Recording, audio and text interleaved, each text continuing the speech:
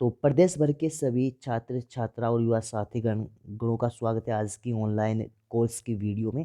आज हम बात करेंगे कुमाऊं जो आपका चंद्रवंश है उसके अंतर्गत चंद्रवंश के अवंतिकाल के बारे में, या कह सकते हैं हम एक विशेष टॉपिक जगत चंद और देवी चंद के बारे में बात करेंगे, क्योंकि यहाँ से UK triple S C, UK PSC और आपका यूबीटीआर अमूमन क्वेश्चन उठा लेता है।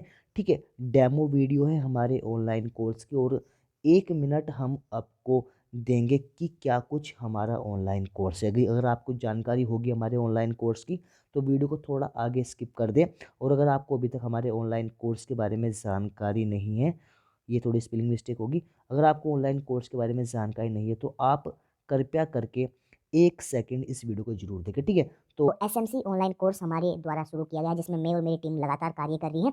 उत्तराखंड पुलिस, कांस्टेबल, दरोगा, अग्निशमन, पटवारी, लेखपाल, फॉरेस्ट गार्ड, बंदी रक्षक और समूह गैप, यानी कि जितनी में एग्जाम आपके जनरल सिलेबस के होंगे उनके लिए हम कह सकते हैं कि एकमात्र कोर्स है। ठीक है, तो यूकेएसएससी यूबीटीआर की समस्त परीक्षाओं के लिए एकमात्र कोर्स है जो कि हमारे द्वारा ऑनलाइन प्लेटफॉर्म पर कराया जा रहा है। तो अगर आप भी लेना चाहते हैं कोर्स, या आप दूर है आपके कोचिंग संस्थान, या कह सकते हैं कि आपके कोचिंग संस्थान में फीस काफ़ी महंगी है, तो आपसे मैं रिक्वेस्ट करूंगा इस कोर्स से आप जरूर जुड़े, क्योंकि यहाँ पर आपको एकमात्र कोर्स में उत्तराखंड हिंदी, या कह सकते हैं कि जितना भी जनरल सिलेबस है वो कंप्लीट कराया जा रहा है। ठीक है, कोर्स की अन्य जानकारी अगर इस वीडियो में दी जाएगी तो वीडियो काफ़ी लंबी हो जाएगी, क्योंकि आज हमें अपने एक टॉपिक पर भी डिस्कस करना है। तो आप इन नंबर पर कॉल कर सकते हैं, ये नंबर मेरा है, ये हमारे सुनील सर का है, और एक नंबर में अपना और डाल देता हूँ, 9410 770 413।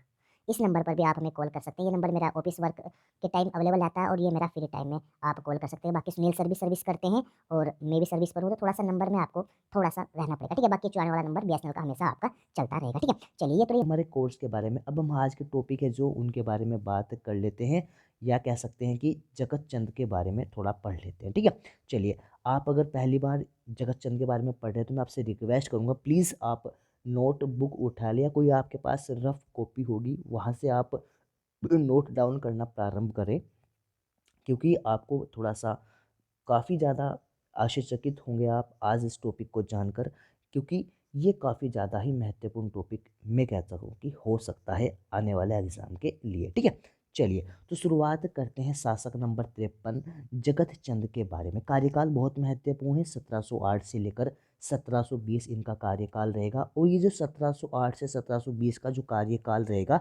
इस कार्यकाल में काफ़ी महत्वपूर्ण घटनाएं आपकी होने वाली है। ठीक है, क्योंकि इनके जो पापा जी थे या इनके पिताजी थे, उनका नाम भी आप नोट कर लेंगे, ज्ञान चंद्र चतुर्थ इनके फादर थे, जिन्होंने आपका जो फतेहपति शाह है, फतेहपति शाह, या कह सकते हैं कि जो आपका गढ़वाल में पंवार वंश एक्टिव है, उनसे इतना धन लूट लिया था, क्योंकि उनके साथ एक पिंडारी नदी घाटी का युद्ध हुआ था 1699 में। ठीक है, ये जो युद्ध हुआ था गढ़वाल शासक और कुमाऊं शासक के बीच, ये बड़ा ही जबरदस्त युद्ध हुआ था। इसमें इतनी बुरी हालत पंवार शासकों की हो गई थी कि उन्होंने अपने धन के साथ साथ उन्होंने क्या किया, नंदा देवी जो मंदिर है चमोली में, वो भी उन्होंने बधानगढ़ वाला, वहाँ से भी मूर्ति चुरा ली थी इनके पिताश्री ने, और उसे लाकर इन्होंने अपने यहाँ पर स्थापित भी करा दिया था। ठीक है, बाद में ये क्या करेंगे, ये उस मूर्ति का जीर्णोद्धार कराएंगे। ठीक है, तो क्वेश्चन बन सकता है कि नंदा देवी जो मंदिर है उसका जो मूर्ति थी उसका जीर्णोद्धार किसने कराया, तो जगत चंद ने कराया था।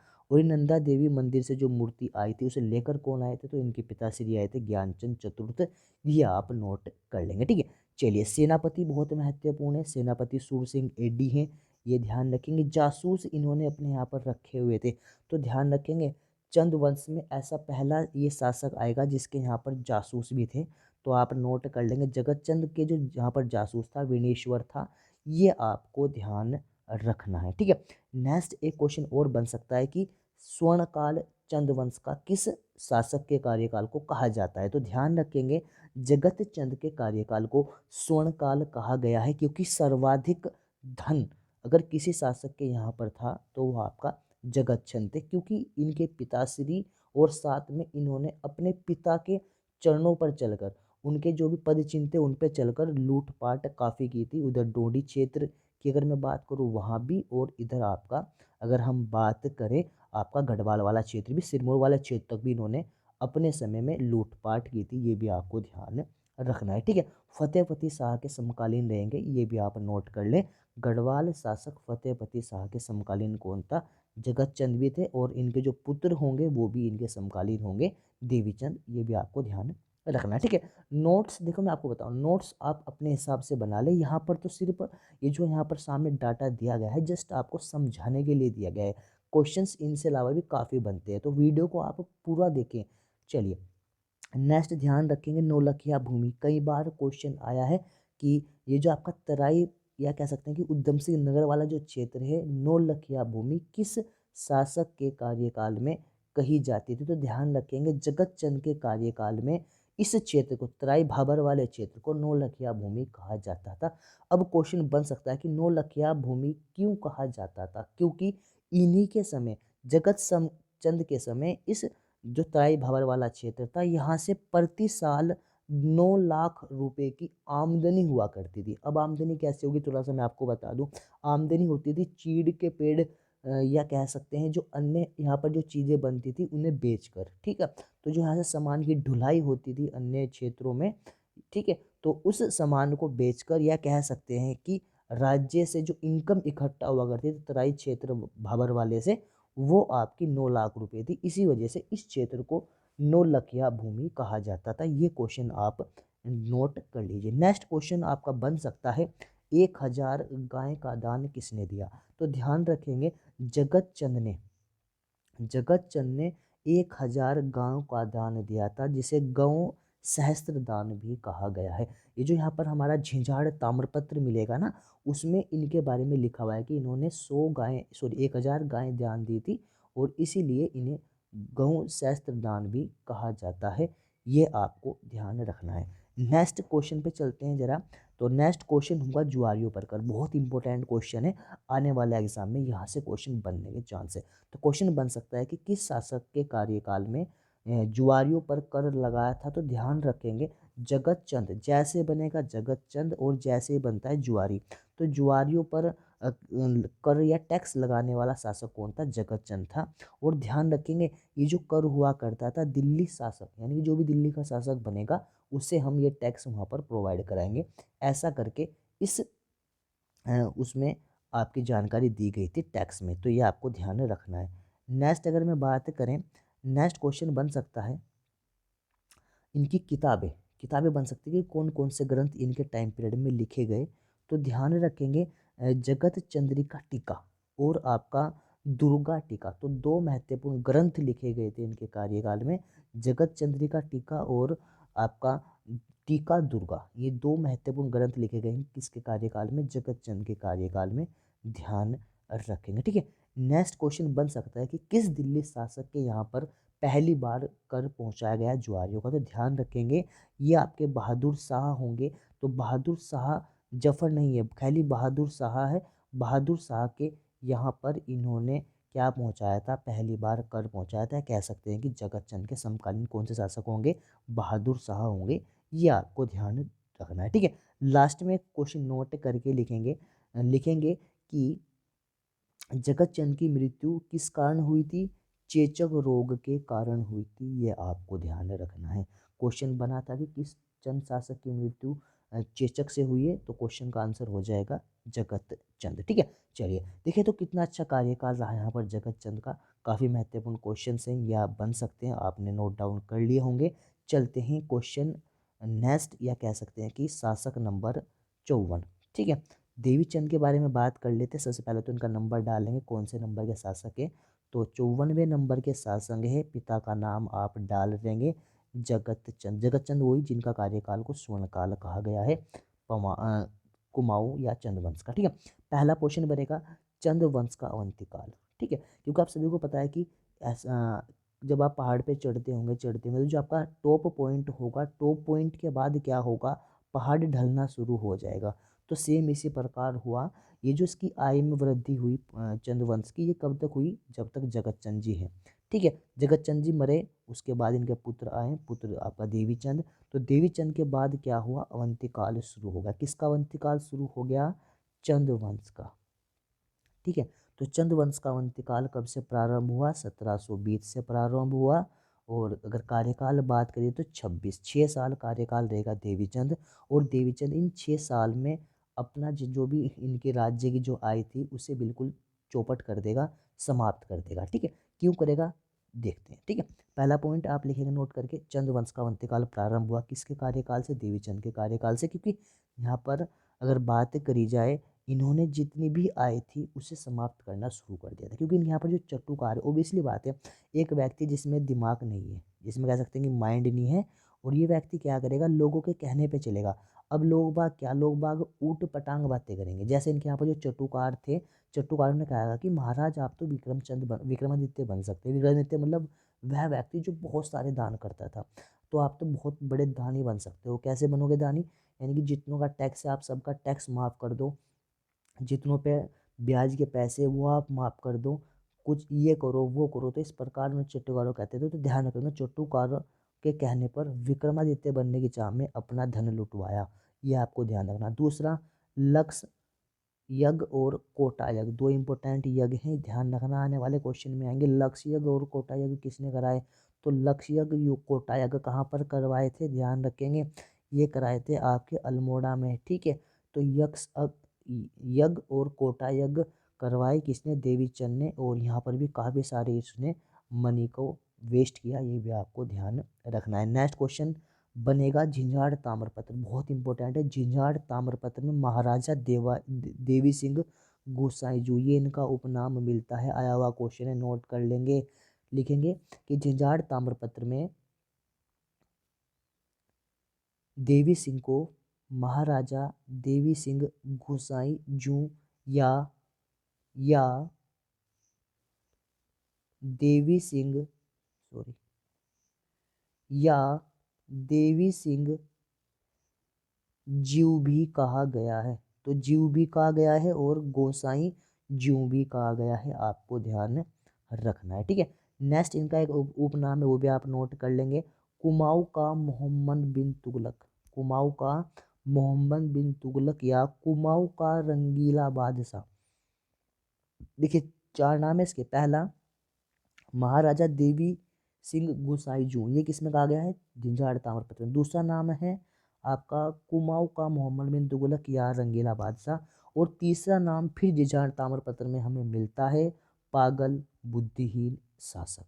क्यों कहा गया है, आइए देख लेते हैं। चलिए, तो पहला काम इन्होंने किया क्या, देखिए मैं आपको बताऊं। रोहिल्ला सरदार एक दाऊद खां थे। रोहिल्ला सरदार इनके समकालीन है, दाऊद खां सेनापति। ये आएंगे कहाँ पर, आपके कुमाऊं में। कुमाऊं में आएंगे क्योंकि आपको मैं बताऊं, देवी सिंह के चर्चे दूर दूर तक थे। तो इन्होंने देवी सिंह को क्या कहा कि आपको क्या करना है, आपको चलना है दिल्ली। ठीक है, दिल्ली करते हैं आक्रमण, और दिल्ली की गद्दी पर बैठने लायक आप हो, और क्योंकि आपके पास पैसे भी है, आपके पास सेना भी है, तो हम एक काम करते हैं, बहादुर शाह दिल्ली शासक के ऊपर आक्रमण करते हैं और उनसे गद्दी छीन लेते हैं। ऐसा करके कहा रोहिल्ला जो सेनापति थे, दाऊद खां।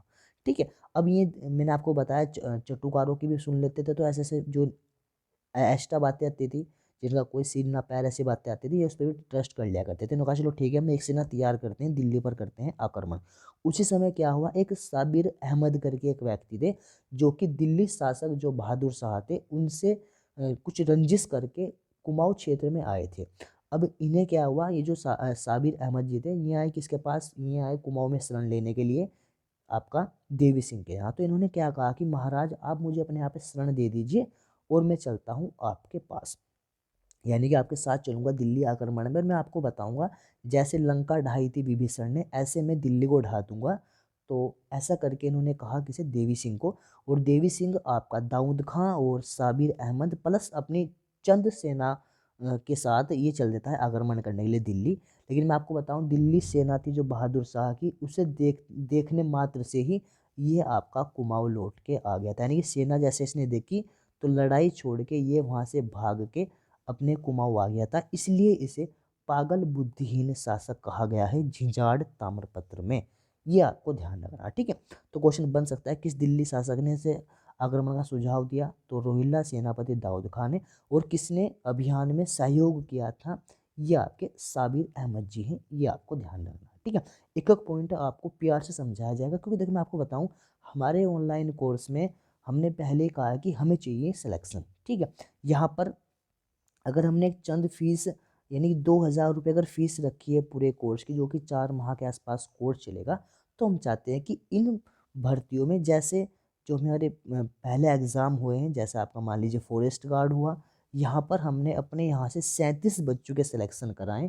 ये हमारे ऑनलाइन कोर्स की बात है। ऑफलाइन क्लासेस से भी काफ़ी बच्चों के सिलेक्शन हुए हैं, जिनके बारे में आप जानते हैं या आप मेरी यूट्यूब वीडियो में देख सकते हैं। ठीक है, तो इस प्रकार हम चाहते हैं कि हमारे यहाँ पर ज़्यादा से ज़्यादा बच्चे इंटरेस्ट लें और कोर्स लेकर अच्छे से पढ़ाई करें। ठीक है, क्योंकि अगर आप कोचिंग संस्थानों में जाते हैं तो वही घिसे पिटे कंटेंट चल रहे हैं, और साथ में फ़ीस भी कहीं कहीं पर 3-3 हज़ार रुपये मंथली भी मुझे देखने को मिलती है। हमारे हरिद्वार में छोटे से संस्थान में भी अगर मैं बात करूं तो 2,000 रुपये मंथली फ़ीस है, और कितने घंटे क्लास, मात्र 45 मिनट की क्लास प्रोवाइड कराई जा रही।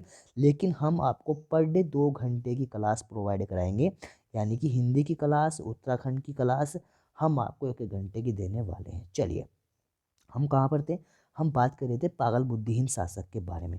नेक्स्ट क्वेश्चन आप हेडिंग पॉइंट डाल लेंगे, फतेहपति शाह द्वारा युद्ध में हार। अब मैं आपको बताऊं, मैंने आपको बताया कि चटुकार थे, इधर उधर मुंह मारते फिरते थे, तो इन्होंने किया क्या, इन्होंने फतेहपति शाह पर आक्रमण किया अपने पिता के जैसे। जैसे पिताजी जो जगत चंद जी थे, उन्होंने आक्रमण करके वहाँ से लूटपाट की, तो ऐसे इन्होंने क्या कहा, ये जो चटुकार थे, जो आपके मालिक कपूर या मालिक गेंडा हुए, इनके कहने पर इन्होंने फतेहपति शाह के ऊपर आक्रमण कर दिया। लेकिन फतेहपति शाह पहले से ही काफ़ी ज़्यादा क्रोधित था अपने इनके पिता और इनके बाबा जी के ऊपर। ठीक है, दादा के ऊपर और पिताजी के ऊपर। तो इन्होंने क्या किया, इन्होंने हवाला बाग में इन्हें हरा दिया, यानी कि जगत चंद के पुत्र देवीचंद को हरा दिया। किसने, आपका फतेहपति शाह ने। ठीक है, अब ये क्या करेंगे, बुद्धिहीन शासक थे, तो इन्होंने क्या किया, इन्होंने फतेहपति शाह ने हारने के बाद इन्होंने हवाला बाग में ही एक बाग बनवाया। क्या बनवाया, बाग, हवाला बाग नाम से एक बाग बनवाया। कहाँ पर, हवाला बाग में। और वहाँ पर क्या किया इन्होंने, वहाँ पर इन्होंने अपने ही सैनिकों के साथ युद्ध किया, और युद्ध में अपने सैनिकों को हराकर अपने ईगो को सेटिस्फैक्शन किया। ये आपको ध्यान रखना है। तो क्वेश्चन कैसे बनेगा, क्वेश्चन बनेगा फतेहपति शाह, या कह सकते हैं फतेहपति बाग की स्थापना किसने कराई, या फतेहपति शाह बाग किसने लगवाया, या कह सकते हैं कि फतेहपति शाह के साथ युद्ध कहाँ हुआ, देवीचंद का। तो ध्यान रखेंगे, जगह कहाँ पर है, जगह आपका हवाला बाग है, और फतेहपति शाह के नाम पर हवाला बाग में एक स्थापना करवाई थी 1722 में। ये आपको ध्यान में रखना है। ठीक है, और अंतिम क्वेश्चन क्या बनेगा, मंत्री और सेनापति। सेनापति का नाम ध्यान रखेंगे, मालिक कपूर। मंत्री का नाम है आपका मालिक गैंडा। ठीक है, तो गैंडा गर्दी वाला शासन है, वो भी आप इसकी जो नेक्स्ट क्लास होगी इसमें आपको प्रोवाइड करा दिया जाएगा। तो ध्यान रखेंगे, इन दोनों व्यक्तियों ने क्या किया, इसकी हत्या कर दी थी। और मैं आपको बताऊं हत्या कैसे हुई थी, अधरंग जिसे बोलते हैं, पैरालिसिस।